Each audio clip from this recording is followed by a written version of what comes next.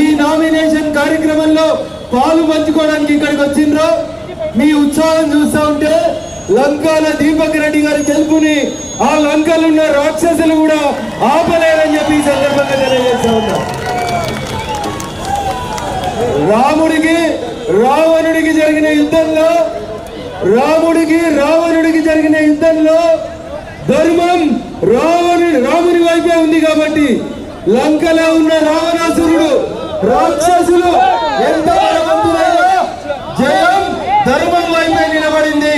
ధర్మం రేపు కాషాయం కండువ వైపే నిలబడుతుంది. నరేంద్ర మోడీ గారి వైపే నిలబడతా ఉంది. లంకాల దీపక్ రెడ్డి గారి గెలుపు ఈ రోజు నామినేషన్ ర్యాలీతో మనం చాలా స్పష్టంగా చూడొచ్చు. మీకు డౌట్ ఉండొచ్చు, అన్న ఎందుకు వేయాలి, రాష్ట్రంలో బీజేపీ అధికారం లేదు కదా అనే ఎవరికైనా డౌట్ ఉంటే మనకు దయచేసి కార్యకర్త బంధువులందరూ కూడా రేపటి నుంచి మౌత్ టు మౌత్ చేయాల్సిన క్యాంపెయిన్ ఏంటంటే 10 ఏళ్ల టిఆర్ఎస్ పాలనలో దివంగత ఎమ్మెల్యే గారిని చూసినాం. 10 ఏళ్ల టిఆర్ఎస్ పాలనలో ఒక్క బస్తీలో ఒక్క డబుల్ బెడ్రూమ్ రాలేదు. 10 ఏళ్ల కేసీఆర్ పాలనలో దివంగత మాగంటి గోపీనాథ్ గారి 10 ఏళ్ల ఎమ్మెల్యేగిరిలో ఒక్క పేదల బతుకు లోపల మార్పు రాలే. ఏమొచ్చింది? సొంత పార్టీల మీద కేసులు పెట్టిండనే పేరు తప్ప ఇంకొకటి టిఆర్ఎస్ వాళ్ళు చేయలేదు. ఒకటి ఆలోచించాలి ఇవాళ జూబ్లీ హిల్స్ ప్రజలు. టిఆర్ఎస్ గల్లీలో లేదు, టిఆర్ఎస్ ఢిల్లీలో లేదు. టిఆర్ఎస్ మొన్నటి ఎన్నికలలో 39 సీట్లు గెలిస్తే ఎవరు 7.5 తెలియదు, ఎవరు ఏ పార్టీలు ఉన్నారో తెలియదు. పొద్దుగా లోకండువో పొద్దు గోకండువో స్పీకర్ నోటీస్ ఇస్తే ఒక జవాబు, కాన్స్టిట్యున్సీకి పోతే ఇంకొక జవాబు. 39లో 10-12 మంది పోయిండ్రు. 39 గెలిచినాక కంటోన్మెంట్ లో ఒక బై ఎలక్షన్ వస్తే ఆ సీటు కూడా వాళ్ళే ఓడిపోయిండ్రు. ఏదో ప్రభుత్వం ఉంది, కంటోన్మెంట్ గెలిస్తేనే మారుతుందని ఒక అవకాశం కాంగ్రెస్ కి ఇచ్చిండ్రు.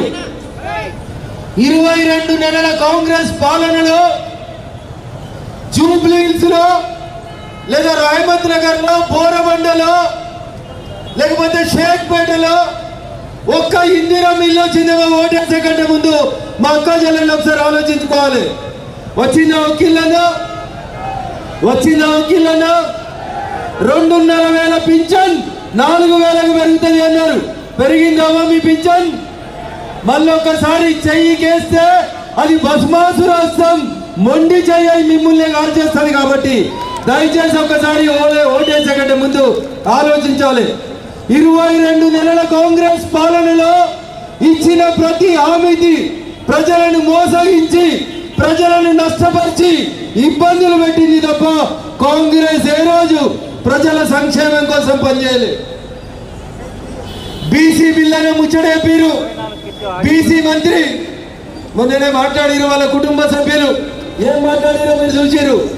నోరుతోటి నవ్వడం, నొసలతో ఎక్కిరించడం కాంగ్రెస్ పార్టీ నైజం తప్ప ఇంకొకటి కాదు.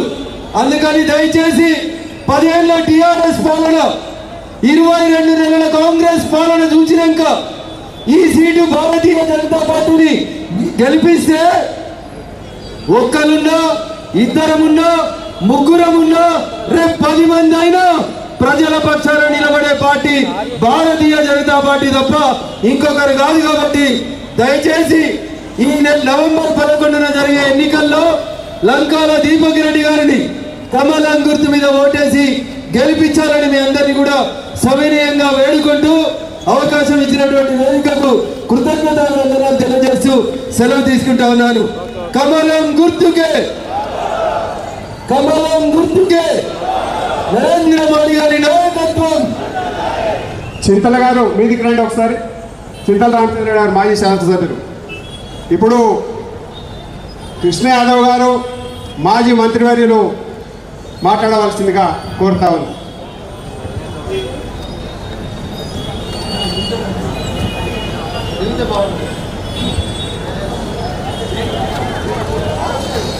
మదినా తీసుకో, బొడలో కొంచెం తీసుకో.